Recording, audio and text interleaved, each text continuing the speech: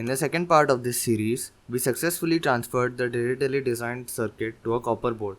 In this video, we will go through the process of etching this board so it can be used as a proper circuit, and the end result in my opinion is quite nice. For etching, we will require hydrochloric acid, some hydrogen peroxide. Note that HCl is a chemical also used for bathroom cleaning, hence it will be cheaply available in general stores. Meanwhile, hydrogen peroxide is also cheaply available in pharmacy stores. We will need some tissue papers and the copper board which we transferred the designed circuit to.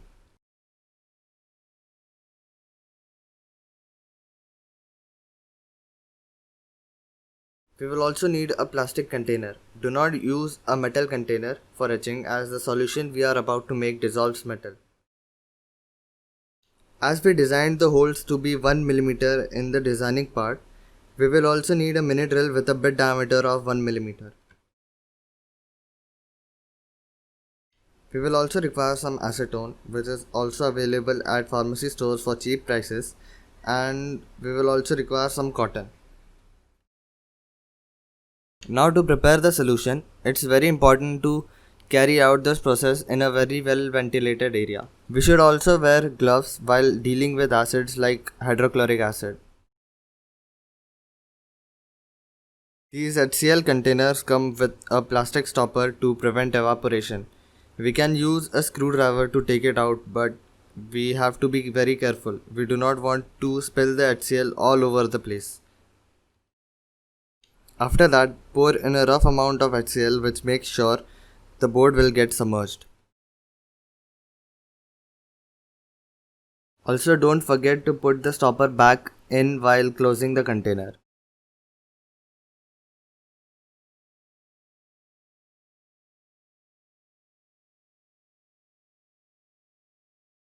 Then pour twice the amount of hydrogen peroxide as compared to the amount of HCl and we are ready to go.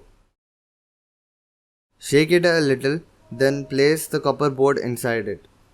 I will talk about the reaction in a bit, but to get the reaction going we need to shake it. You can do it by hand.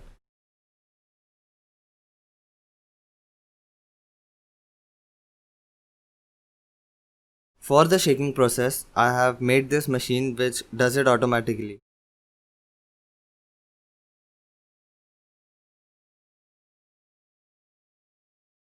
In this reaction, the exposed copper in the board gets dissolved with the solution and forms cupric chloride. The side products of this reaction is water and hydrogen gas. Hence, it requires a very well ventilated area to work in, as hydrogen gas can be very toxic for us. As water is formed, the solution gets diluted over multiple etchings. Now we just observe the board and make sure all the exposed copper has been dissolved. This method is quite fast compared to other methods like ferrous chloride.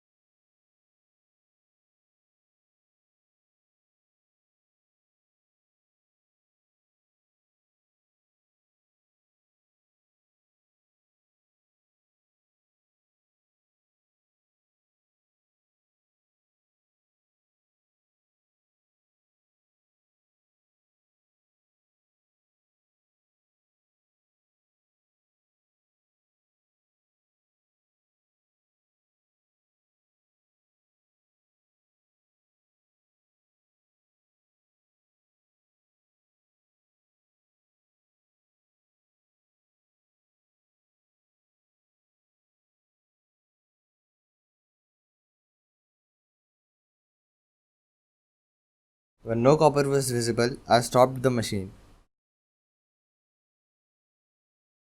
We can then take the board out and put it in some tissue paper. We could just go to the next part, but I don't know why I covered the whole board with tissue paper.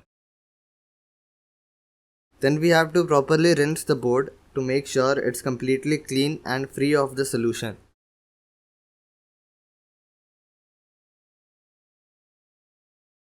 Ferrous chloride can also be used, but it's way more complicated, hazardous, toxic, and time consuming than the HCl and H2O2 method. Now we dry the board with some tissue paper.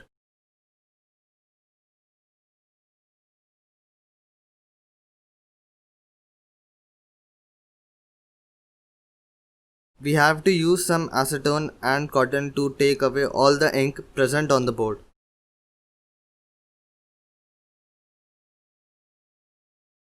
Once it was all clean, I made sure to proper dispose of the waste produced.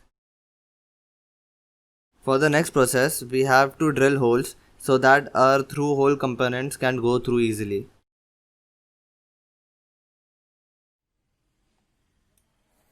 I had bought one mini drill set from Amazon but then tweaked it a little bit. Comment down below if you want me to make a video about it.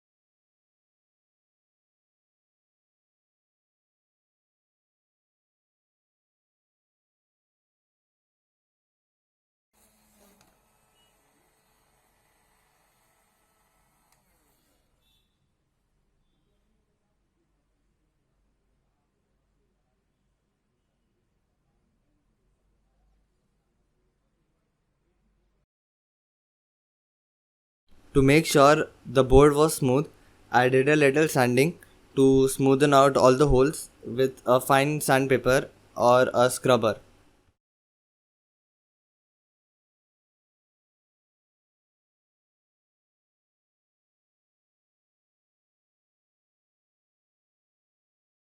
I also prefer to wipe the board with some rubbing alcohol, also available cheaply at pharmacy stores, but you can also skip this process.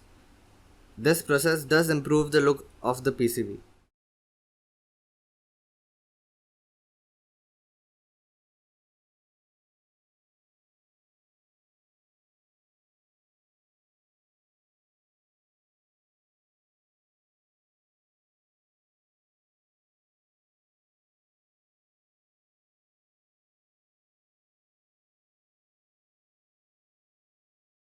Once I was satisfied with the cleaning process, I wiped the board with a tissue paper.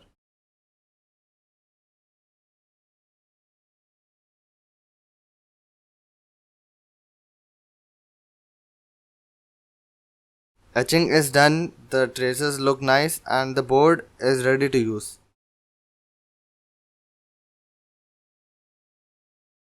Etching is done and the traces look nice and the board is ready to use.